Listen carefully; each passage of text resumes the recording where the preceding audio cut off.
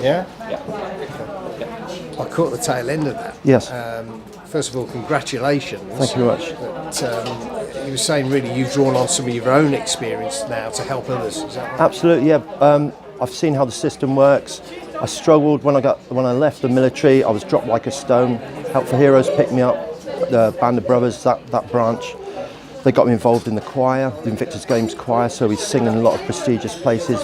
But more importantly, they gave me guidance and support. Then unfortunately, no one was prepared to take me on. Employers really have got to look at the Disability Act, and they've got to look at mental health as a one.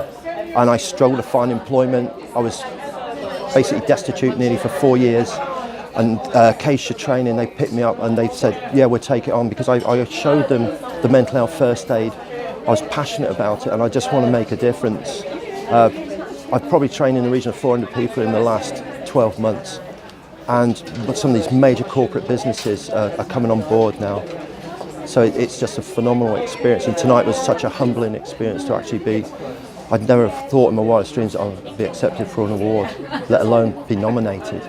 Deservedly so. Thank you. I'm very grateful. What you were saying there about veterans, it's been quite well documented recently about the lack of support for people coming out of the armed forces. There is, yes. What do you think needs to be done on that? Well, I'm pretty active. I'm the Secretary of the British Legion in Newcastle-under-Lyme. We're finding homeless veterans and we're trying to house them and get them into accommodation, trying to get them reappointed jobs. Everyone I've met has got a mental illness. That's not just veterans, that is the people on the street. If they've lived with addiction, they seem to have a mental health illness. And do you know what? When you see the hardship they live in, I wouldn't like to stay sober or compos mentis in that people urinate on, they spit on them.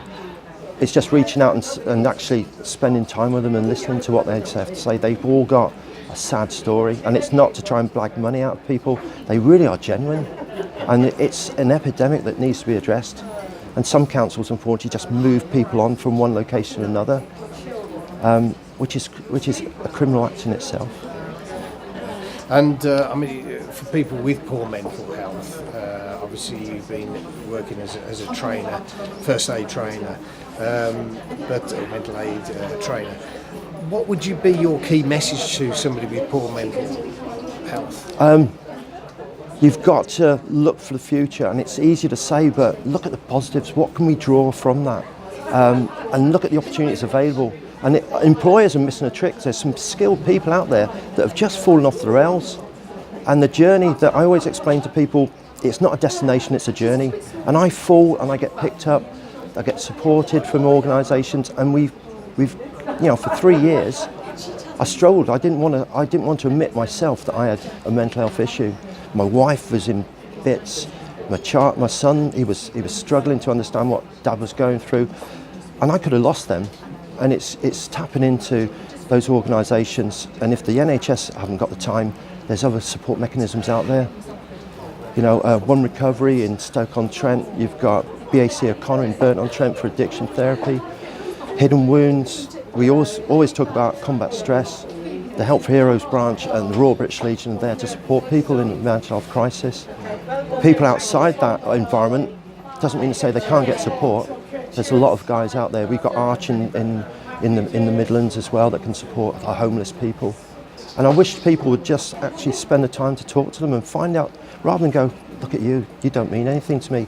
It could be someone that they love, someone they care for, and it really is heartbreaking.